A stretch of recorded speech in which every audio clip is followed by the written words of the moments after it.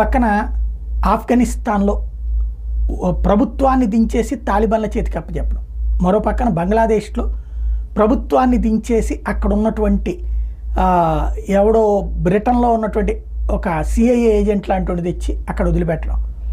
అదే సందర్భంలో పాకిస్తాన్లో ప్రజల చేత ఎన్నికైనటువంటి బలమైనటువంటి నాయకుడు ఇమ్రాన్ని జైల్లో పెట్టించి ఐఎస్ఐ చేత ప్రభుత్వాలు నడిపించడం. ఇదంతా అమెరికా సోరోస్ ప్లానింగ్లో భాగమే. ఇప్పుడు వీళ్ళ యొక్క ఎత్తుగడలో మిస్ఫైర్ అయ్యింది ఓన్లీ ఇండియా.